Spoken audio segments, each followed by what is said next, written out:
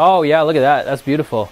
Hey, what's up guys? Welcome back to the workshop. I'm hanging out again with my buddy Nate, and we are getting ready to play with some colored pyrotechnics. We scrolled down into the comments and found this request from Benjamin Yonkers that says, make colored smoke bombs, pulls, pulls, pulls. Making colored smoke. This is something that I've been trying to do for about 6 years with common, ordinary chemicals. I've tried using colored crayons, I've tried potassium nitrate, I've tried all the recipes I found online in all different variations with absolutely no success. I've also reached out to my friend Nerd Rage and contacted pyrotechnic companies, and the feedback I'm getting from all these sources is those recipes online may not actually work. If you've tried any of them yourself, you probably understand my frustration. So in this video, we're gonna show you step by step how to make colored smoke bombs that actually work. Now, unfortunately, we do have to crush your expectations. To get this to actually work, we had to reach out to a pyrotechnics company and order specialized chemicals. But now that we've got them, we're gonna tell you what they are and what recipes we're using to achieve these results I think we can all be proud of. The chemicals we're using for this recipe are potassium chlorate, lactose, magnesium carbonate,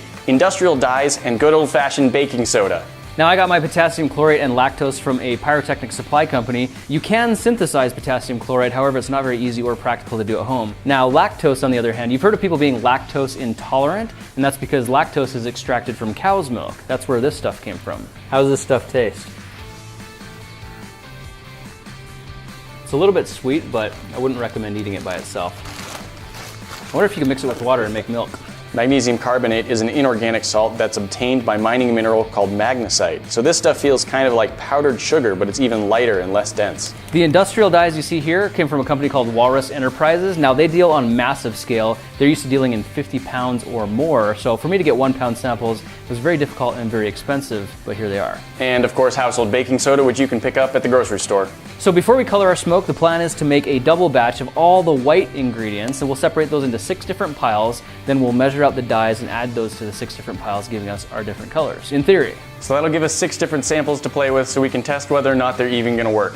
Let's get busy.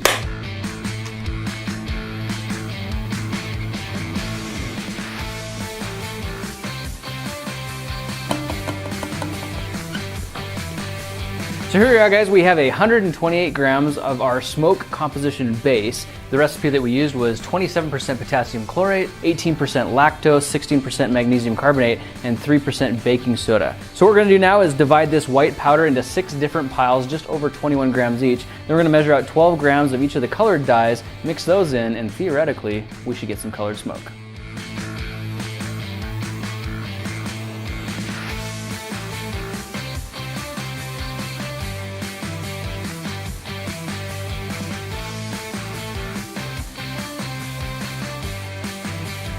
Now, we've just made our first composition here. This is the yellow smoke. We put it in a penny wrapper with a fuse sticking out of the top here. We're just gonna test this off to make sure they even work at all. Okay, back up. Oh yeah, look at that, that's beautiful. Oh, that's beautiful and a very rich yellow. It looks like we got the ratio right. If this were too little, it wouldn't be burning off at all. If it was too much, the dye would actually be turning black. So we found a very good ratio here. Ooh, and it's getting hot. Yikes, gotta stick that out. Ah! Dang. So our first test was very successful, getting them to go off in the penny wrappers. My question now is, what happens if we just let this burn in the open air? So let's set the powder down on a brick and use a lit fuse to see if we can get it to ignite. Ready?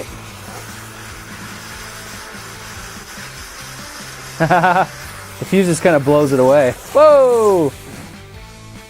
Oh look, a little bit of it's burning. Oh, and it's spreading. A little bit of it's burning, it did catch. And I definitely see yellow smoke coming off that. That is thick yellow smoke. I'm gonna have to back away. Whoa! That's some of yesterday's flash powder. Man, it looks like we are pollinating the neighborhood. All right, guys, I'm calling that a success. Yellow smoke bomb is in the bag. Let's go load up 6 more.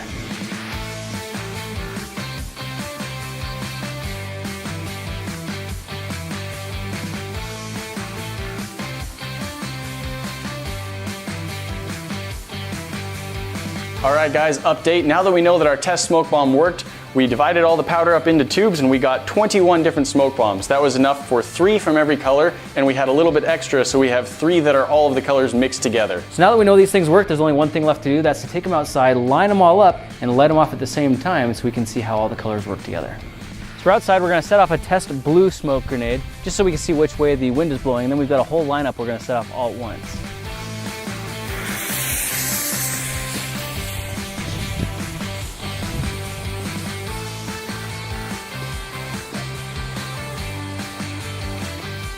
Do it on the GoPro.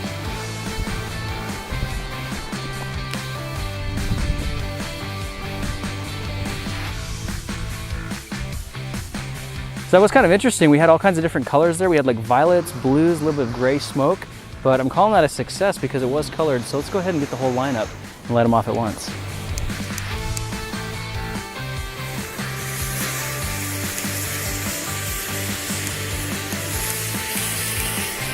There we go.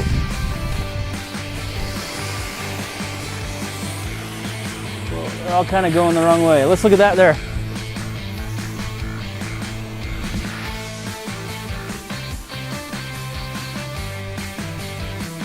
And it still went for the white car.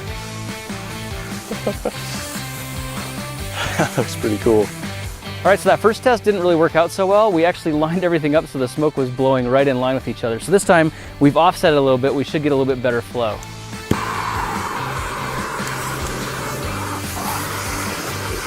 I got him.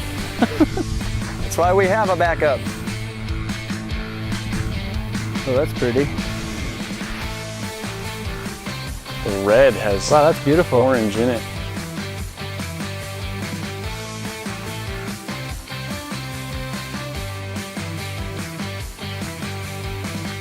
So that one worked a lot better. We actually put it so that the wind was blowing it this way and we could see all the colors. And you could see we actually had red, orange, yellow, blue, we had the violet, we had the black. All of them seemed to work really, really well. And this mixed color wasn't just black smoke, was it, Nate? No, it was just kind of a black mixed with maroon, a really dark purple maybe. Kind of like an Ursula purple, like that dark evil purple, which was really, really fun. We got a few left over, so we're just doing it one more time.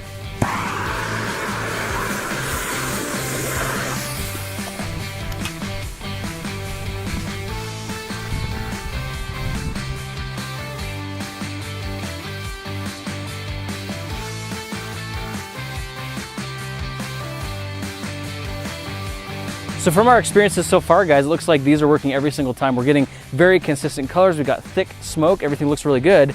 So for one final experiment, why don't we make a legitimate smoke grenade out of PVC pipe, light it off and throw it off and see how that does.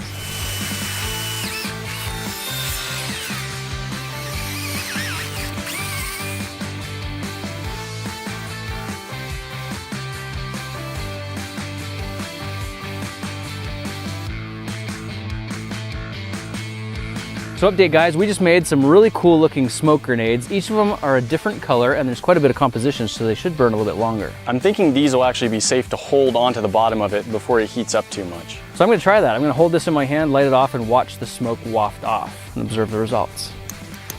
Light it up. Cool.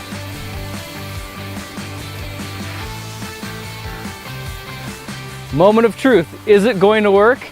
Is our red smoke grenade gonna work? Booyah. I think that's a yes. Oh, that's gorgeous. Look at that. Look at the way it's wafting up into the clouds there. That is gorgeous.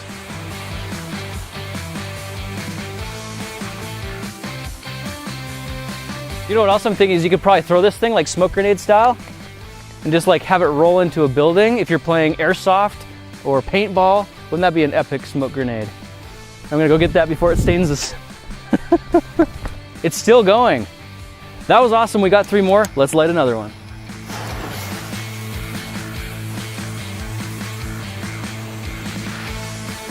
Yes, yes.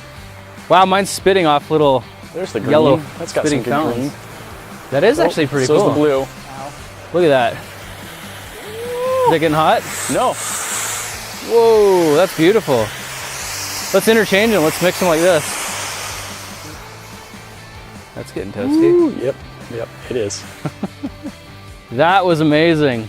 That's a lot of smoke. The PVC actually is a better thermal insulator in this case than the steel. That steel got really, really hot.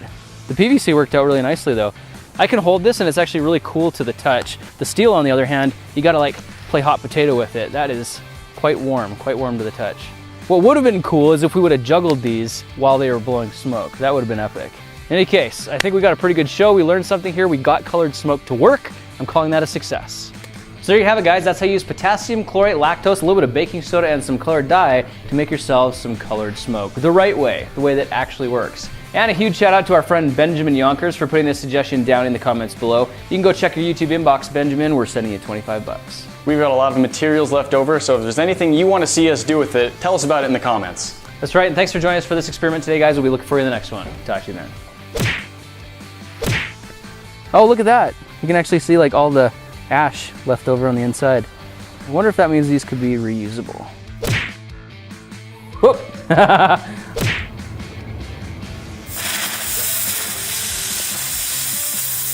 Oh, smoke. Okay, we gotta get a different direction. Hey guys, I wanted to jump back in for just a second to invite you to come follow me on Instagram. I've got a very active page where I post daily pictures and stories of behind the scenes and every day is an adventure. Just take 5 seconds right now to click the link in the description to come follow me on Instagram at The King of Random, and I'll see you there.